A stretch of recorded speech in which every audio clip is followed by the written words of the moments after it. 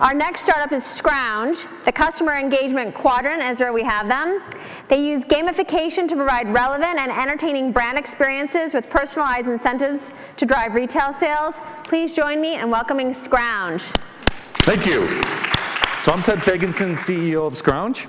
I'm here today to talk to you about a new mobile medium, a new way for your consumers to interact with your brands, to drive people to retail locations, spur sales.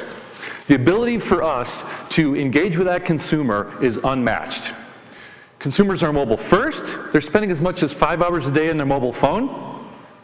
They're connected, but they're not really engaged. And the issue is market research has shown that their attention span has dwindled down to about 8 seconds, about as long as that goldfish. So you turn to mobile media and you say, I still have this issue that it's interruptive, it's annoying, it's out of context. Some of these ads and promotions don't relate to me at all. It's impersonal and it's general.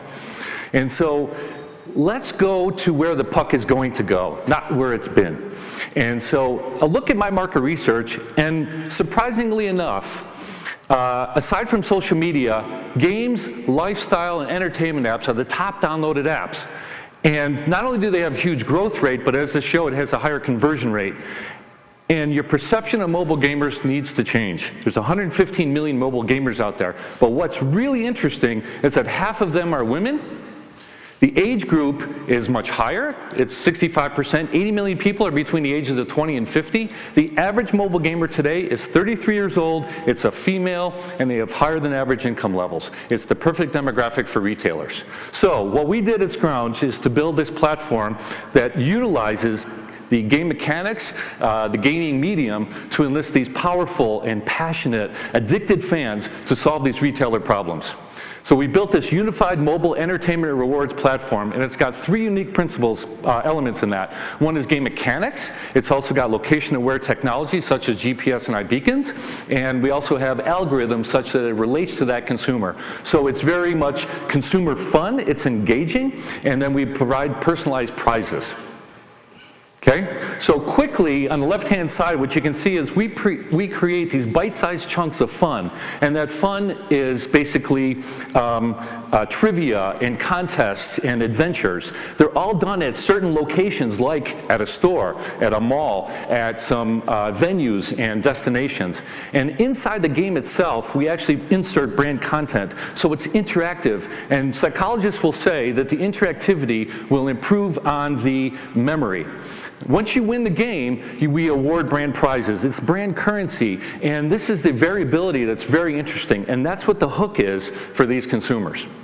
And the other elements of this is also social notoriety, so when you win. So anyway, I'm running out of time. The mission of Skrownge is to create fun, playful experiences that are brand memorable, and I guess that's it. What's the trigger for users to discover this and say, yes, I really want it? Is it just the rewards? It's the fun. What I've found, I did a soft launch. We have 5,000 users today, and I haven't really spent a dime. So it's the fun aspect of this, and it's also the potential to win a reward. It's the motivation for the rewards. It's the combination of the two that really drives that interaction. How many brands do you have signed up? I'm sorry? How many brands do you have signed up?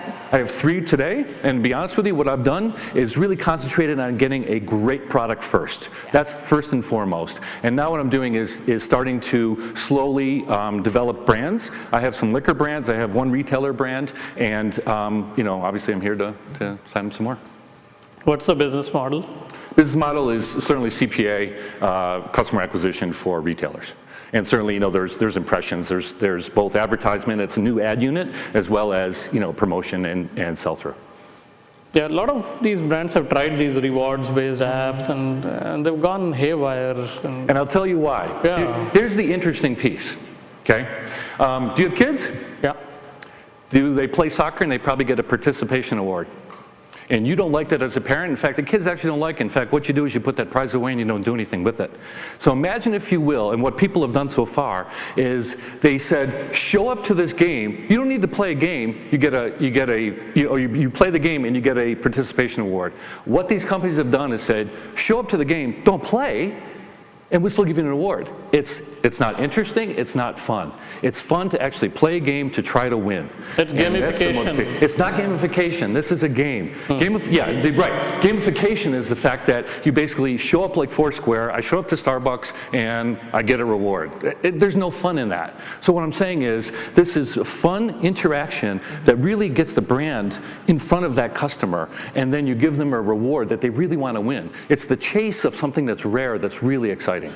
Which retailers would be your ideal clients to have on this platform? Great question.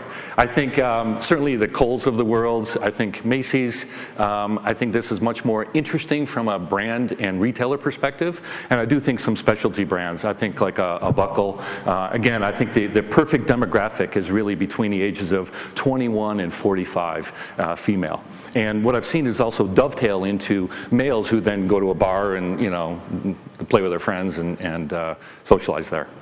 Could this be something that these retailers could use for their exit inventory? Because what you're doing with the gamification and giving rewards is you're doing a bit of a markdown, which for certain retailers and certain brands, they try and stay away from it. Sure. But they have to do it when they have to exit inventory.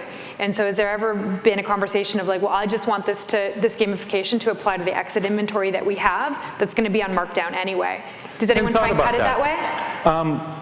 I'll leave you this one comment. Millennials also love to have things that are socially responsible. What if I give them dollars to do other things with it? Great. You'd like